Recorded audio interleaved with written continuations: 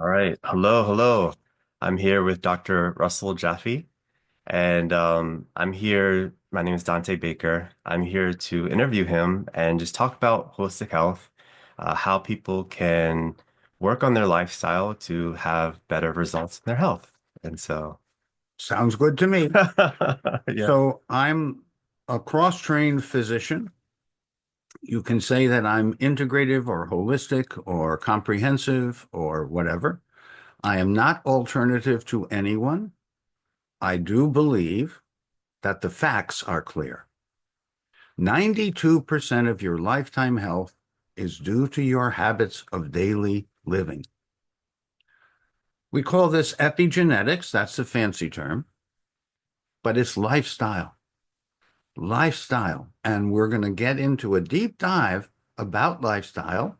And at the end, we're going to give you a plan to relieve yourself of suffering and to thrive in the 21st century. Yes. So I guess one question I would ask is, let's say I'm a regular modern day person and I just want to get a checkup. I go to the doctor's office and I say, hey, doctor, like I want to get my test results done and I want to see what's going on inside. Um, to be like a healthy consumer, what type of questions should you ask a doctor and what should a doctor help you to understand about your health? Well, I think a doctor should know the interpretation of the lab test in today's terms, not in terms of 30, 60, 90 years ago. Caution. If you're going to a doctor for lifestyle help, ask them, what training do they have in nutrition, in attitude, in sleep, in relationship, in environment? Because 95+%, maybe more, especially of doctors graduated in the last 20 years, they know how to translate your symptoms into a prescription. They only have a few minutes to be with you. They may not think they're going to see you ever again. That's an unfortunate consequence of today. So I would start the conversation by finding out what the doctor was trained in. And if they were trained like me in pathology and trained like me in internal medicine, the chances are they're going to only be able to give you the answers from internal medicine and or pathology, which is not lifestyle. So you can't ask a doctor a question about which they don't know. That's unfair. And the chances are the doctor will want to be a nice, pleasant, cooperative doctor, so he'll say something, often something that's at least outdated, at least many decades outdated, because they're not trained. I had 8,000 hours of postgraduate training. Of those 8,000, eight were devoted to nutrition, and it was just biochemistry. Really? A doctor doesn't learn about life? No, trust me. I've been educated and cross-trained. I had to go outside to find out about myself and my family because I wanted to help. And what I learned was helpful, but very incomplete. It basically comes down to when you have symptoms, we'll patch you up with a prescription. Most doctors today operate that way. The people who are part of our PERC Integrative Health PIH Academy, where we're in the seventh year, coming up the seventh year of certifying health coaches and health professionals in lifestyle medicine, a deep dive into personalized, primary, proactive, predictive practices and protocols based on what you eat, drink, think, and do. You need all four. This is just a way of organizing a conversation. It's about what you eat and drink. It's about what you think and do. And you have control over the important elements of all of that. So I'm glad to be here with you because I think you, like me, have discovered that lifestyle and habits of daily living are a major determinant of whether you suffer, which is common. Mhm. 80+% of people today are imbalanced metabolically, digestively, and they're suffering. They're getting by, they're surviving, but they're just surviving. And I want everyone to thrive. So I have long been a minority in many, many ways because I was pretty well trained and I should be able to speak truth to power. I should be able to speak truth to a colleague. I should be able to speak truth to a person who just wants to thrive in this challenging, toxic time that we live in. And that's what we've been doing. I've been in medicine for half a century, and I feel I'm just getting started. Yeah. So, and I think to that point, I think the old school paradigm has been it's your genes that creates disease. So whatever your parents have, and it's usually the three big issues: heart disease, diabetes, and cancer. And so people do still have that mindset of, oh, it's my family, it's my genes, I can't do anything. So how important it is and how much of an impact is lifestyle choices on a scientific Well, on basis? a scientific basis, it's muy importante. It is very important. And what you just said is said by a lot of health professionals, and it's wrong. Let me explain how wrong it is. There was a man named Jimmy Watson. He won the Nobel Prize. He was the pioneer of the Human Genome Project. He got the United States Congress to devote billions of dollars to genetic analysis. And I had the pleasure of speaking with him about this question. Does he believe that lifestyle and epigenetics are more important and genomics less important? And he agreed with me. So I said, why didn't you get funding for the human epigenetics, for the human lifestyle program? He said, young man, if you tell Congress that they need to give billions of dollars for DNA, I can get that done. If you tell congressmen that they have to change their lifestyle, I'm not sure I could get that done. So we have spent something over probably $30 billion on genetics. And one of the premier researchers in genetics is Eric Lander. He advised President Biden on science. He's back at the Broad Institute at MIT and Harvard. And here's what he says. If I study your entire genome, DNA, RNA, and everything, I can modulate, that is, I can interpret this in regard to diabetes, which is the best studied genetic disease, by 10%. What does that mean? Well, if you're human in America, you have an 8% chance of getting diabetes. And diabetes has many adverse consequences: cardiovascular, cancer, autoimmune. But we're just talking about diabetes. He says, if I spend many thousands of dollars to do everything that we know about your omics, your genetics, I can maybe shift this by 10%. And what he says is, if you're told that you have a 7.2% chance of getting diabetes, or an 8% chance of getting diabetes, or an 8.8% chance of getting, what are you going to do differently based on that small difference in percentages? Now, more importantly, one of the great illusions is that we age. Aging is an artifact. Aging is an illusion. Aging means too little of the good stuff and too much accumulating of the bad stuff.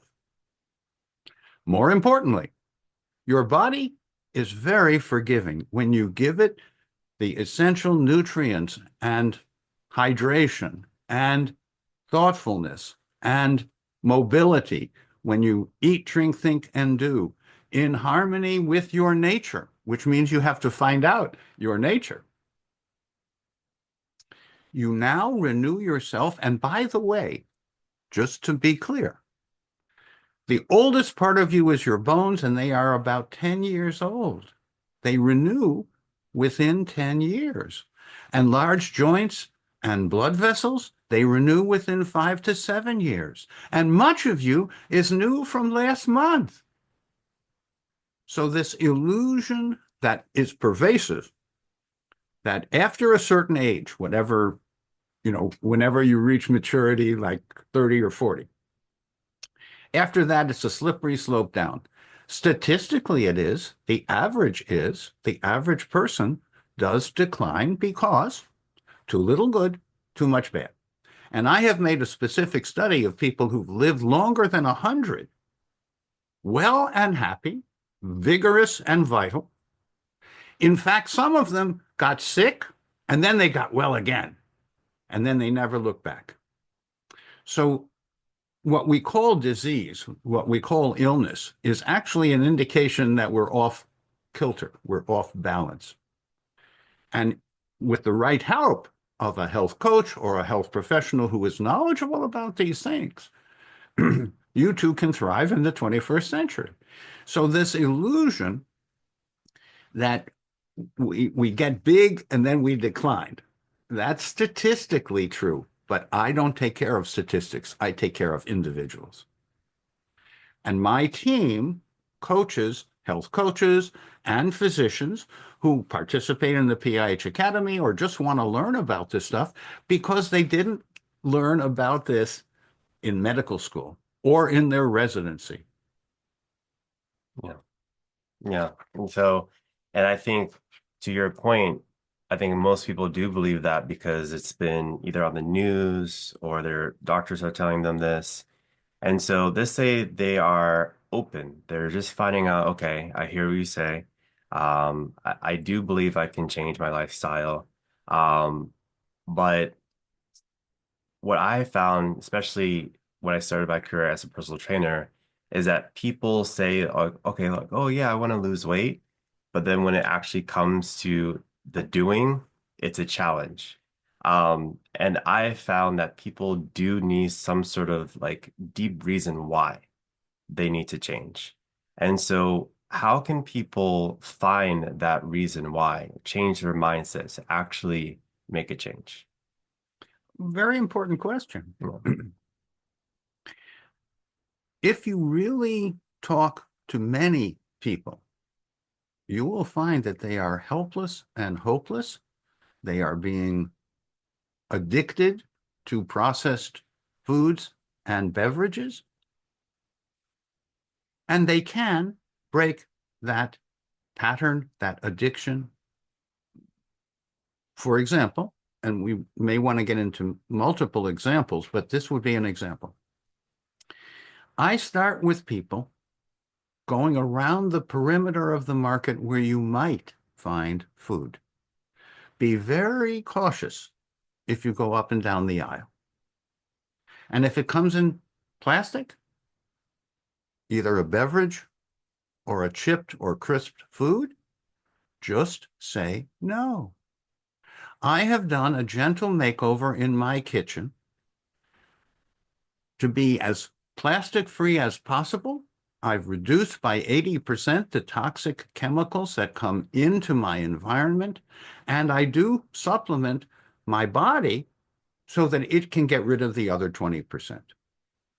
So we can make lifestyle simple makeover changes towards wholeness, towards nature, nurture, and wholeness. Why? Well, do you want to live? Do you want to live an extra 20 or 30 years of quality life with meaningful moments and much fun? Or do you want to be buried early at high cost with a lot of suffering, which is typical today? And let me just mention, because I don't know if everyone knows this, do you know in the 1930s, heart disease was so rare that Paul Dudley White, who was the doctor to the President of the United States in his time, if he had one heart attack victim in a year, it would be such an unusual case that he would publish that case. 30 or so years later, heart disease was the biggest killer in Western civilization. And today it is pretty much rivaled by cancer and also autoimmunity, all of which are lifestyle conditions. They are not a sign of a need for, say, a statin drug or any other kind of medication first. I am comprehensive. I might use a medication after I tried lifestyle and physiology first. In the last 40 plus years that I've been practicing this way, I have very rarely needed to write a prescription except occasionally for desiccated thyroid to help someone with thyroiditis. So there is enormous opportunity. If you care about yourself, if you care about your loved ones, if you care about your community, if you care about your ability to make a difference in the world, pay attention because you have huge opportunity not findable in the pharmacy. Yeah. Yeah, very true. And I think so it's really their environment. Environment has changed. The supermarkets, the advertisements, the corporations, the government, and they are in some way they are a product of their environment. Mm. And so if people need to, I think, just really eliminate those distractions and be able to go into the grocery store with a focus. Like I'm going here to get fruits and vegetables, I'm going here to get this and that. And so would you say it's about your plan of action of what you need to change in your daily routines, like going to the grocery store, what you watch, and then how you take care of stress, what do you do to take care of stress, all those things. Is it the Well, habits? eat, drink, think, and do. We can get into each of those, and I can make some specific suggestions that have helped many thousands of people and can help you too.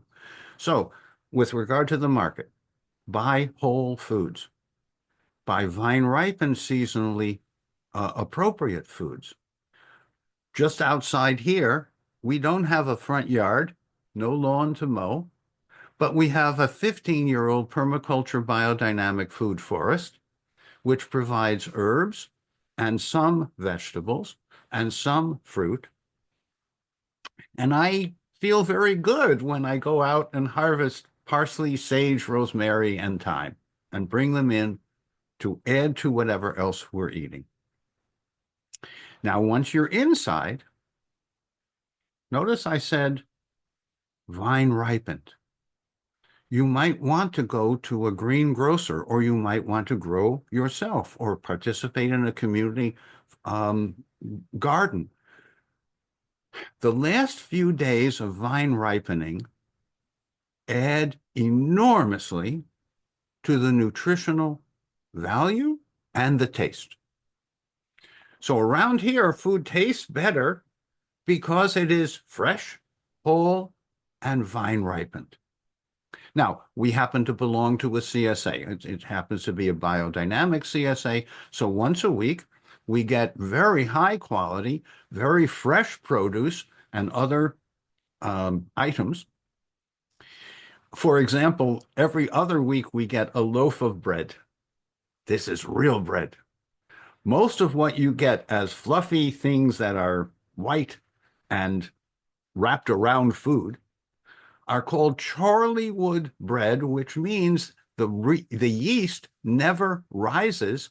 They just violently shake the ingredients for a certain period of time, put it into a loaf pan, and it comes out looking like bread, but it's not bread. I have a friend staying for a week, and he enjoyed this.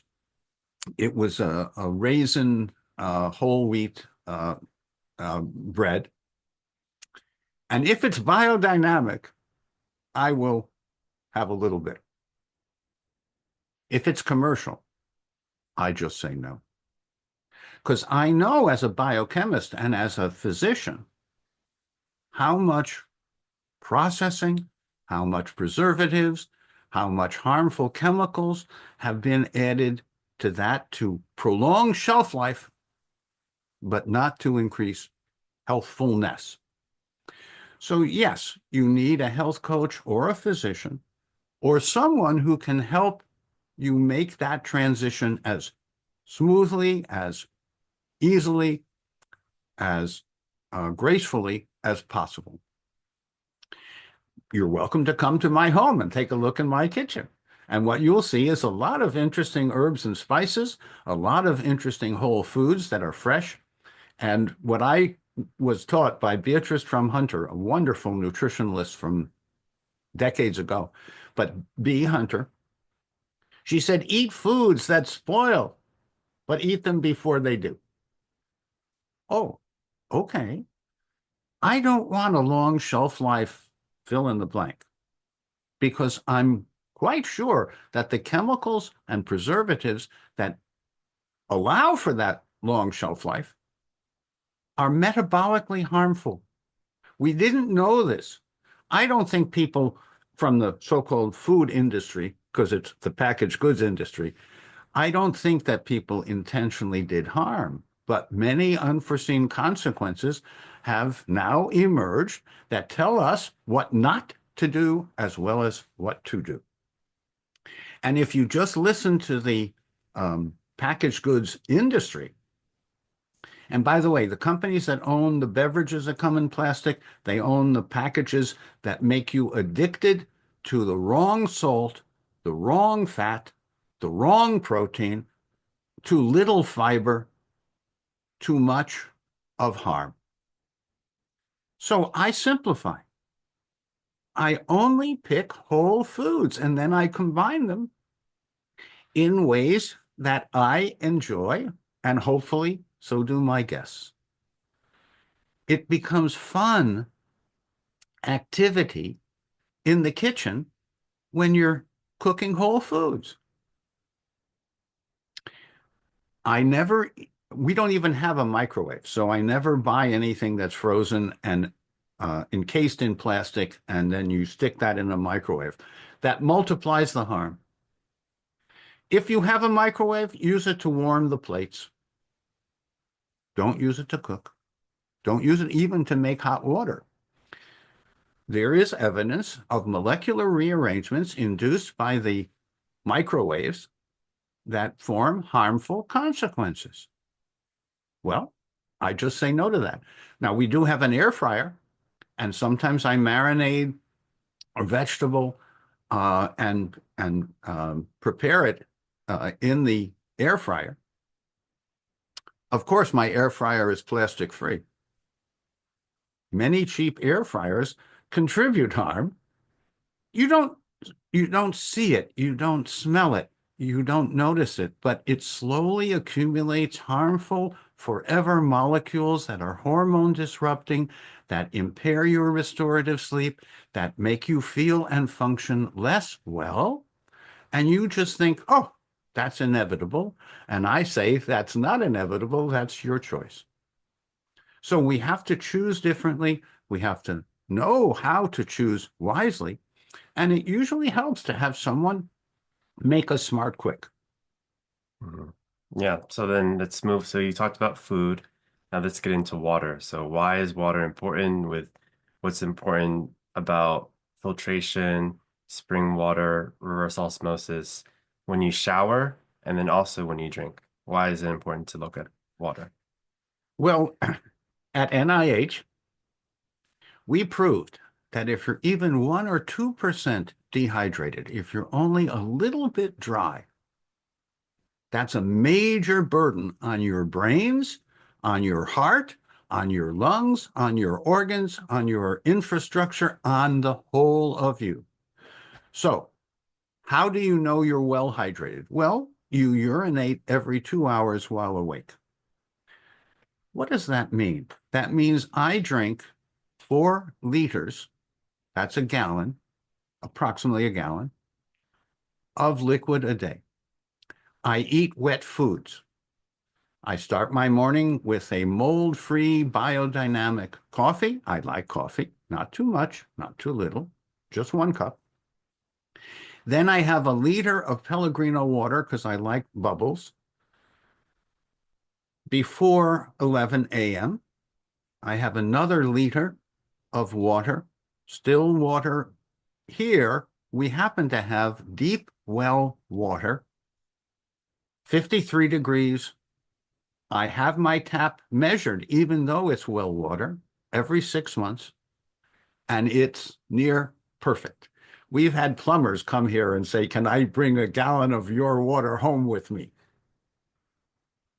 So what you drink, the quality of what you drink accumulates.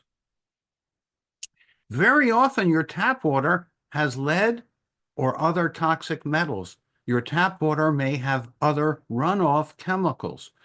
The water that comes from your town water system probably, almost certainly, has more harm than you need. So don't assume that what comes out of the tap is healthy. It may be gray water. Gray water means not potable water. It's not drinkable water. Really? Yes. There are over 10,000 water systems in this country out of the 15,000. 10 out of 15,000 water treatment centers know that they have too much toxins in the water and they don't have the budget to remove them. My friend was on the water board of Tarrant County because he ran a company that needed clean water. This is down in the Fort Worth area. And he said every year the toxins would come back higher, so they would change the standards to not have to stop the water from flowing. So I want you to drink. I want you to hydrate. I want you to eat wet foods. I want you to start every meal with something wet and warm, and maybe 3 drops of what's called digestive aid. Digestive aid improves your stomach digestion. This is a product that we have pioneered, but 3 drops of this in any liquid to start a meal will improve your stomach digestion, and the rest of your digestion depends on your stomach, and stomach impaired digestion is epidemic. It's very, very common. Mm-hmm. So it's possible to drink well and stay well hydrated. I've told you how often to pee. That's the simple rule. And I do. I urinate about every 2 hours when I'm awake. Now, later in the day, at my age, I may have a glass of wine, but I'm going to have a glass of good wine. If you can get organic or biodynamic. It also turns out that the best of the best wines are actually not certified because there are secrets of how the wine is made, but Cru or Grand Cru wines from France, very fine German white wines, Prosecco from northern Italy, the Cartese. These are chemically free.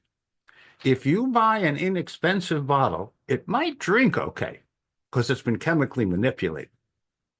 I don't. So I'm willing to pay a little more to get a quality product, and I have a little less of that, but I enjoy it. And you should treat wine like a food. You should sip it. You should smell it. You should appreciate the feel on your tongue of the wine. And good wine will make you feel better. And cheap wine will not. So it's worth investing in yourself. Eat whole, stay well hydrated. Then we can move on because you could be perfect in regard to eating and drinking.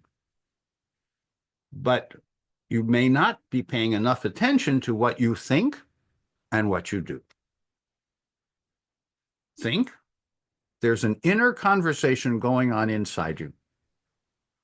If you practice a relaxation response, if you choose, because I'm turning this on now, if you choose to be under a green dichromatic light, and I don't know because the other lights are on if you can see this, but I have just turned on a green light. This is a LED. It's only recently available. It's 100-watt equivalent, and you stay under it for half an hour, once or twice a day, while you breathe slowly and deeply into your abdomen.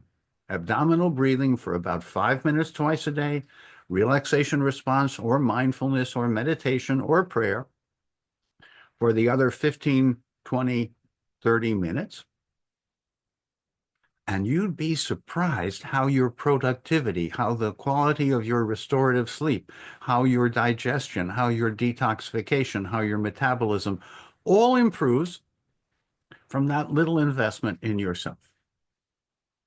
So yes, getting to know your nature, getting to know yourself involves in part relaxing, chill. Spend more than 15 seconds flipping through your PDA or your phone. The short attention span that has been achieved in America today because of technology is not our friend. I remember, because I'm old enough, when you would listen to an entire opera or an entire symphony, and then someone would explain the meaning of that. Today, I'm told that 15 seconds is now a long period of time. Well, who's in control? The machine or you? I want you to make wise decisions that are so valuable that within a few weeks, not within 20 minutes, if you have a problem and you need to solve it in 20 minutes, I don't know the answer. But if you have a problem and you're willing to give me just a few weeks of practicing a whole person system, I can tell you there are very few people who have not been astounded and in deep wonder and amazed at how true this is, because they didn't hear it from other people.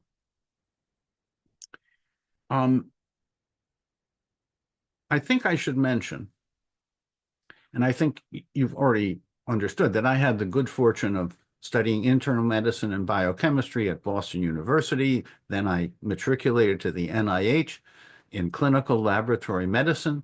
Every year that I was at NIH, we introduced an improvement in some test or method that greatly improved the precision of colon cancer screening, of parasite detection, of platelet function as a predictor of coagulation problems like heart attacks and strokes. I had the great good fortune to work with lots of people who are among the best and brightest. And what we all knew is that as much as we knew, it was very little. And we needed to look more and more carefully to help individuals, not statistics. Much of clinical medicine today is comparing your result to a statistical range. And by the way, you may not even be in the group that that range was determined from. But I don't take care of statistics. I don't think statistics apply to individuals. They don't. They apply to populations. They do. But for individuals, we have to get to the next generation, which is personalized testing. We have 8 predictive biomarkers and 4 self-assessments. You can do the 4 self-assessments on your own. The 8 predictive biomarkers are interpreted to best outcome goal values, not to any range. For example, your hemoglobin A1C, your measure of extra sugar stuck onto protein, should be 5%. Your high sensitivity CRP, your HSCRP, should be less than 0.5.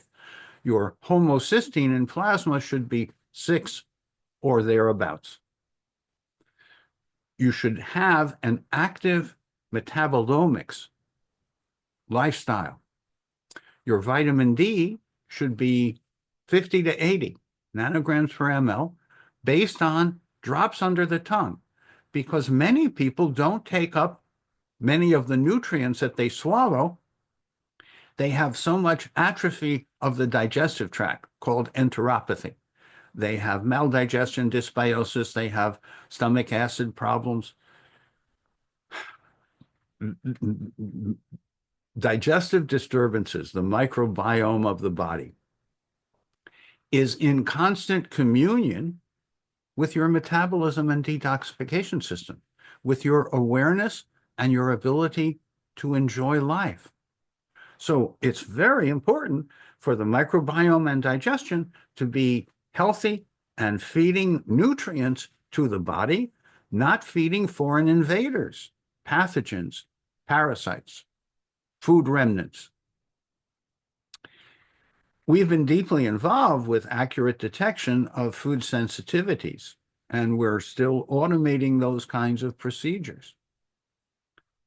So what you think is important, and relaxation response and green light, and just listening to great music if you like that, watching a candle if you like that, following someone who guides you in Hatha Yoga or Tai Chi or Traeger Mentastics or Feldenkrais technique. Just pick the one you like and practice. How do you get to Carnegie Hall? Practice. And I think then the last two that I was thinking about in terms of how to have a holistic lifestyle routine is good relationships and also breathing. Yes. So what's the importance of having good connections with family, friends, intimate partner, and then also your community? How does that play a role in your health? Well, there are different seasons to a life, but the important thing is that we are social creatures. Very few of us are meant to be solitary. If the people around you are conscious and getting healthier, you get healthier. If the people around you are deferring or unaware, you get unhealthy. So who's around you becomes very important. And at least in the beginning, it's okay to say, this person lifts me up. This person makes me feel better.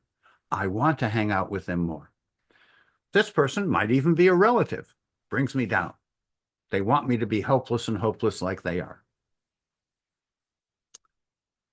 I don't recommend starting your journey towards health by reforming your loved ones or your family. I recommend you take a look at whether the relationship brings you up and nourishes you. Does it lift you up or does it bring you down? Very often we assume that we have to hang out with people who bring us down because they're our family or they're in our environment. I think this is a very important choice. I happen to come from a very dysfunctional family, and the mother of my children also came from a very dysfunctional family. And when we got together, our understanding was no children. We would enjoy each other, but we didn't want to visit upon the next generation what had happened to us. And then, in a sense, we graduated. I was able to overcome the traumas of my childhood, and she was able to overcome the traumas of her childhood. And then we had 2 children.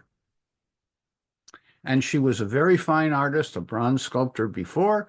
And she said, look, I'm going to have to give up doing bronze sculpture because I'm going to sculpt the children for 20 years. They're very secure. They knew who would feed them and drop them off, who would pick them up and feed them again, who would love them. So I'm very grateful for that time when she devoted herself like an earth mother to the children and therefore had less time for me. Different phases of a life. But we both loved the kids and we both took great joy in the meaningful moments that we had with them. So is relationship important? Muy much important. And it's much like a choice. So I had to say no thank you to some of my friends and family for a period of time until I could be with them without picking up their suffering, without picking up their bad vibes. The other part, can you learn to breathe under stress?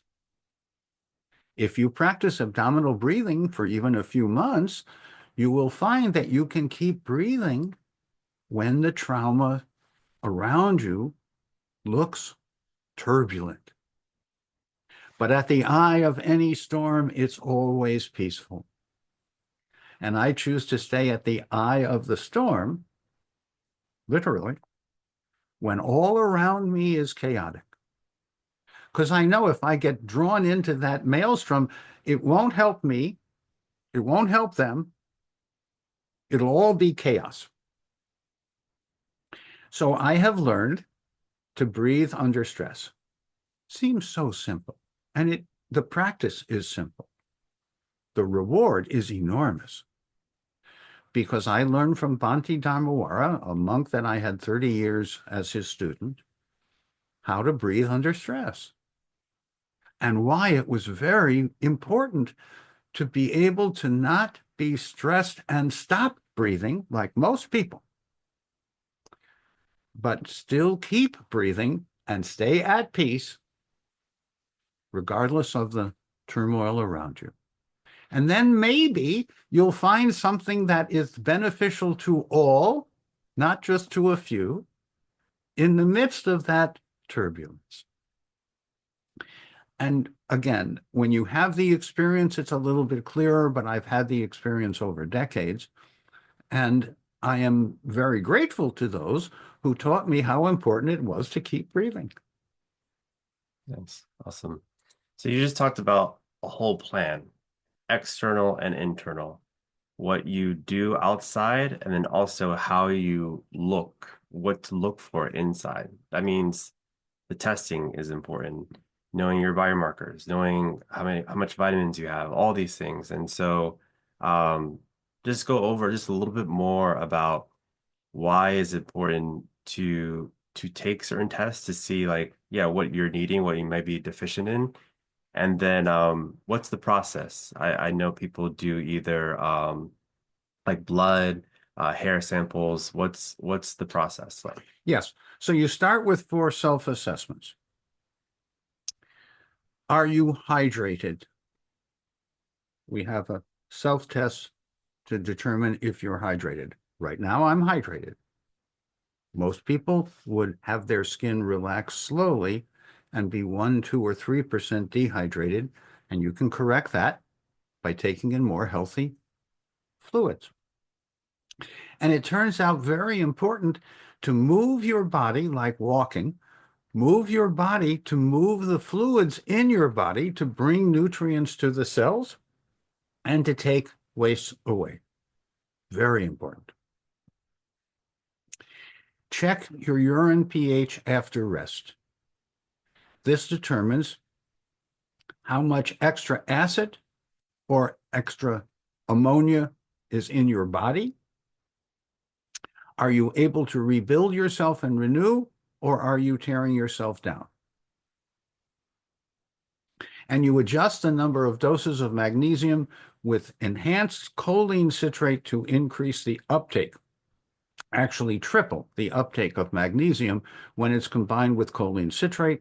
Choline becomes acetylcholine, a relaxing neurotransmitter. It becomes cholinergic bile salts, more fluid bile to remove schmutz from the liver. And choline balances out inositol at the membrane. So very important to start in the morning urine, because only after rest is this accurate. But after rest, your first morning urine pH should be 6.5 to 7.5. If it's below 6.5, for every half pH unit, you add a dose of magnesium, 2, 3, 4, maybe 5 doses, until you refill your deficit of magnesium. You may have heard of calcium. In the United States, on an annual basis, we sell over $1 billion of calcium channel blockers. Why? Because we have a relative excess of calcium and an absolute deficiency of magnesium. And this has been going on for decades. Ron Elleen and Mildred Seelig and many colleagues have proven and reproven that deficit in magnesium is associated with metabolic acidosis, which is associated with cardiorespiratory, cancer, autoimmune risks. So it's important to correct metabolic acidosis. Then you check your digestive transit time with charcoal capsules. You take, say, 6 or more charcoal capsules at a certain point in time, you mark that time, and when the black crumbly stuff comes out your tush, you mark the time. Healthy transit time, digestive transit time, 12 to 18 hours. Typical American transit time, 3 to 7 days. Very often what comes out today came in last week. That's not good. And you then check how much ascorbate of nature's ascorbate, how much nature's vitamin C you need to cleanse. You do a C cleanse. Every 15 minutes, you take a certain dose of nature's ascorbate until you have a flush, a whoosh, like an enema from within.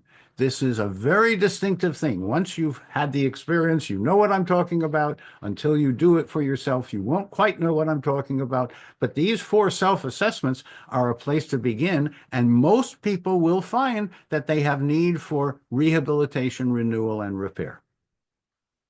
Then there are the 8 predictive biomarkers, not 800, not 8,000, 8 predictive biomarkers, which measure everything from excess sugar to inflammation and repair deficit, to cardiorenal risks, to digestive needs, to vitamin D, which is actually a neurohormone, and we need more of it, but the best way to get it is drops under the tongue. And then your omega-3 index, which should be more than 8%, your balance of omega-3 to omega-6. According to Artemis Simopoulos and others, today we have massively imbalanced because of food changes and food processing to take in too much omega-6 and too little omega-3. So most people need EPA and DHA omega-3, but it should be distilled under nitrogen because oxygen would damage it. And guess what? Fish swim in an ocean that is intoxicated. So you need to distill to remove the toxins and then concentrate the beneficial omega-3. Then you micelize that into a soft gel, as we have pioneered, and you have an exceptional ability to restore your omega balance. And then there's an unusual test. It's called 8-oxoguanine. It's a urine test. It should be less than 5. It is the marker of damage to your DNA. But good news, if you want to protect your DNA, if you want to renew your DNA, the essential nutrients, the B complex and other vitamins, the minerals, both macro and micro, the cofactors that we need, the fiber and the probiotics that we need to have healthy digestion, are now all available. You don't have to do all of this in a day. Pick one small change for the better and see what happens. Experience the delight of discovering that within a week or 2, you're beginning to feel and function better. So yes, I would start with the 4 self-assessments and the 8 predictive biomarkers. These are described in detail in our book, Thriving in the 21st Century. and on my website, drrusselljaffe.com, and our YouTube channel, Dr. Russell Jaffe. So if this interests you, and I hope it will, and I hope it will motivate and inspire you to learn more and to take action. Now is the time to start renewing your bones and joints, renewing your infrastructure and collagen, renewing your heart and lungs, renewing your liver, kidney, and spleen, and all of you. Absolutely. Absolutely. Yeah. I hope this does motivate people. That was the point of this conversation is for people to take action, to people have, that they have their health in their hands and that they can actually make change. And if you need assistance, we're here. And at the same time, it is up to you. You can take back your power. And so thank you so much for this conversation. I really do appreciate this. We'll have more. I definitely do want to do a series. We'll go deeper into different topics. I have a lot to talk about and to discover with you. So thank you so much. You have a wealth of knowledge. My pleasure. Thank you so much. It's my privilege to pay forward the good fortune I had to study with the people I did, because most of them have passed on, so I can't pay it back to them. And I like the notion of paying it forward. So thank you for doing this. Thank you for opening your audience to the possibility that we can thrive in the 21st century, and we should. Absolutely. Many blessings.